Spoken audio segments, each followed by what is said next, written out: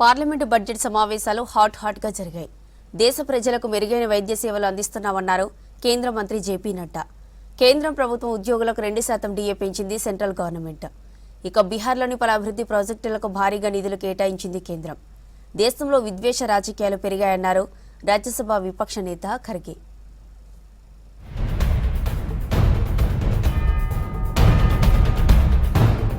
Parliament budget సమావేశాలు వాడివేడిగా జరిగాయి. పలు కీలక బిల్లులపై ఉభయ సభల్లో చర్చ జరిగింది. ఇండియన్ పోర్ట్స్ బిల్లు 2025కు లోక్సభ ఆమోదం తెలిపింది. ఇండియన్ పోర్ట్స్ బిల్లుతో భారత్లో సముద్ర రవాణా ఊపందుకుంటుందన్నారు కేంద్ర మంత్రి సర్బానంద సోనోవాల్. దేశంలోని వివిధ ఓడరేవులకు వస్తువుల రవాణాకు ఉన్న అడ్డంకులు తొలగుతుందన్నారు Sonowal. The carriage of goods bill by sea 2024 has been moved for consideration of the House to repeal Pre-Constitution Act, that is Indian Carriage of Goods by Sea Act 1925. పాకిస్తాన్లో మైనారిటీలపై జరుగుతున్న దాడులు నేరాలను భారత్ నిశితంగా గమనిస్తోందన్నారు విదేశాంగ మంత్రి జయశంకర్. లోక్సభ క్వశ్చన్ అవర్లో సభ్యులు అడిగిన ప్రశ్నలకు సమాధానం చెప్పారు. ఐక్యరాజ్య సమితిలో పాక్ దుశ్చర్యలపై భారత్ ఫిర్యాదు చేసిందన్నారు జయశంకర్.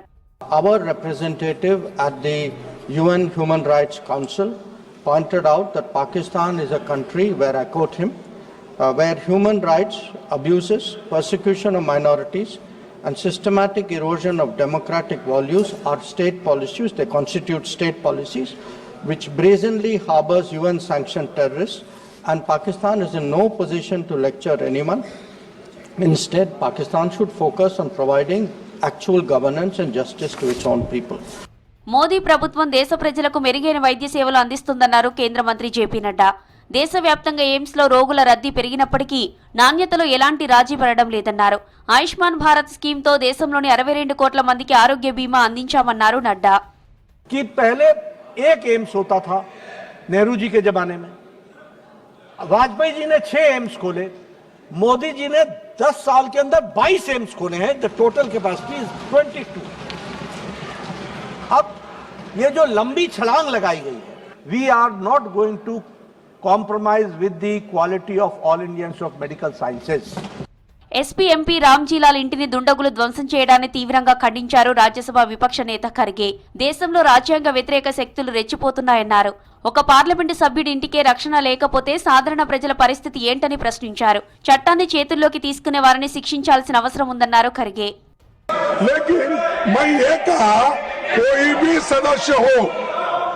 चाहे वो दलित हो, स्वर्णी हो, दूसरा कोई भी हो, लेकिन क्या आप कानून अपने हाथ में लेके उस सदस्य का घर बर्बाद कर सकते हो? और एमपी की सुरक्षा होना चाहिए, ये मुद्दा है. कोई भी रहे, एमपी की सुरक्षा होना चाहिए. ప్రధాని మోదీ అధ్యక్షతన భేటీ అయిన కేంద్ర కేబినెట్ కీలక నిర్ణయాలు తీసుకుంది. కేంద్ర ప్రభుత్వ ఉద్యోగులకు డీఏ, పెన్షనర్లకు డీఆర్ను 2% పెంచింది కేంద్రం. అలాగే ఎలక్ట్రానిక్స్ కాంపోనెంట్ తయారీ స్కీమ్ కు ఆమోదం తెలిపింది. 2025 ఖరీఫ్ కోసం 37,216 కోట్లతో ఎన్బీఎస్ ఎరువుల సబ్సిడీకి గ్రీన్ సిగ్నల్ ఇచ్చింది. అలాగే బీహార్లోని పాట్నా, అర్రా, ససారాం కారిడార్లో 4 లేన్ల గ్రీన్ ఫీల్డ్ హైవే నిర్మాణానికి ఆమోదం తెలిపింది.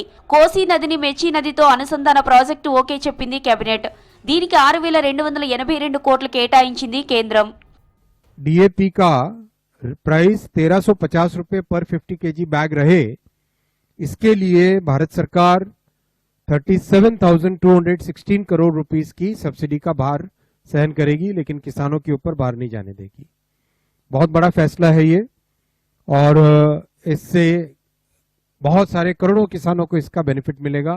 180 लाख मेट्रिक टन का टोटल एस्टिमेटेड कंजम्पशन होगा इस खरीफ सीजन में, और 37,216 करोड़ का इसका. ఆప్ చీఫ్ ఢిల్లీ మాజీ సీఎం కేజ్రీవాల్ పై ఎఫ్ఐఆర్ ఫైల్ అయింది. ప్రభుత్వ నిధులు దుర్వినియోగం చేశారనే పిటిషన్పై విచారించిన ఢిల్లీ హైకోర్టు కేసు నమోదుకు ఆదేశాలిచ్చింది. కేజ్రీవాల్ పై ఎఫ్ఐఆర్ నమోదు చేసిన పోలీసులు న్యాయస్థానానికి రిపోర్ట్ అందజేశారు. తదుపరి విచారణను ఏప్రిల్ 18కి వాయిదా వేసింది న్యాయస్థానం.